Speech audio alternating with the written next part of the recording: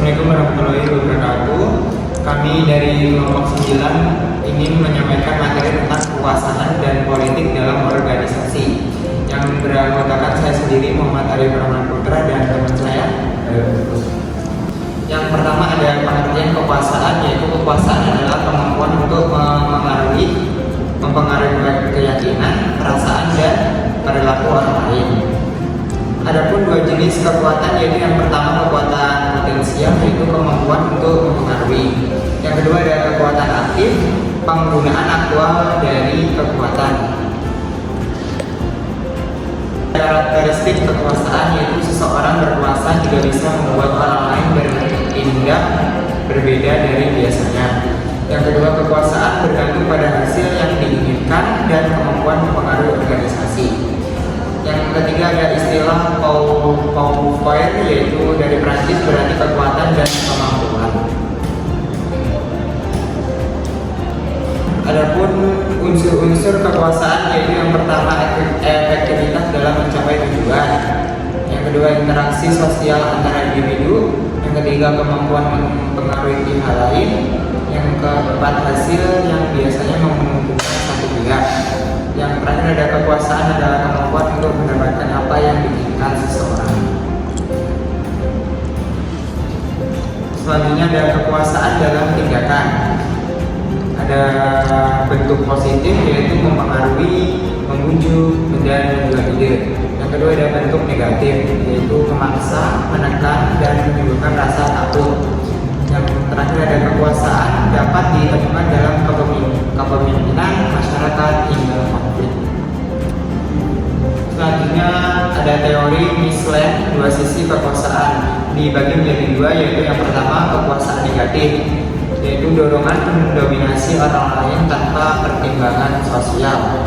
Yang kedua ada kekuatan positif, yaitu hasrat untuk memimpin, mempengaruhi, dan memberdayakan orang lain secara etis dan produktif. Selanjutnya 5 sumber kekuasaan dari French dan Raymond. Koersif berdasarkan rasa takut terhadap lingkungan. Kedua, imbalan berdasarkan harapan akan penghargaan. 3, legitimasi berasal dari posisi atau jabatan resmi. 4, keahlian bersumber dari pengetahuan atau keterampilan khusus. Dan kelima, preferensi berdasarkan pada rasa hormat atau kekaguman terhadap seseorang. Selanjutnya sumber ketergantungan. Pentingnya sumber daya, semakin penting semakin tinggi kekuatan. Kelangkaan sumber daya yang lengkap ciptakan kekuasaan. Yang ketiga, tak tergantikan, tidak adanya alternatif memperkuat kekuasaan. Selanjutnya lokasi kekuasaan dalam organisasi, yaitu meliputi anggota komite strategis, pengelolaan anggaran dan SDM, lokasi visi kantor yang strategis, akses ke pengambilan keputusan tingkat atas, kemampuan memengaruhi agenda organisasi.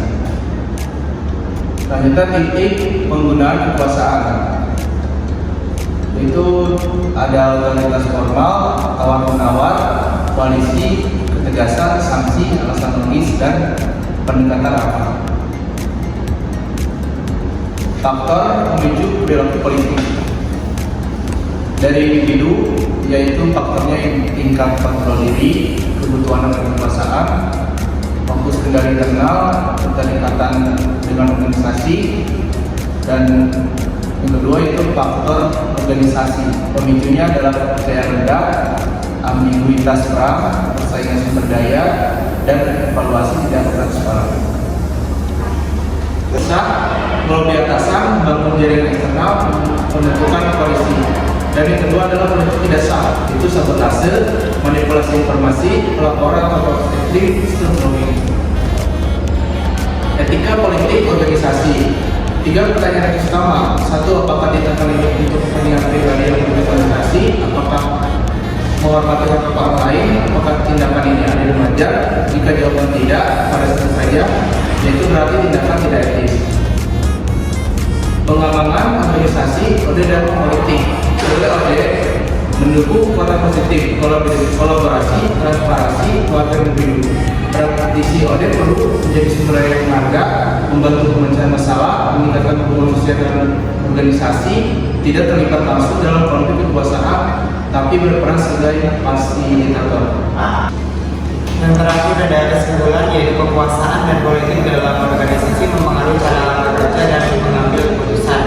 Kekuasaan bisa bersumber dari jabatan, keahlian, atau mempengaruhi pribadi dan dapat digunakan secara positif maupun negatif. Perilaku politik muncul dari kepentingan pribadi maupun organisasi. Oleh karena itu, pentingnya penerapan etika dan pendekatan yang sehat agar terciptanya lingkungan kerja yang adil dan produktif.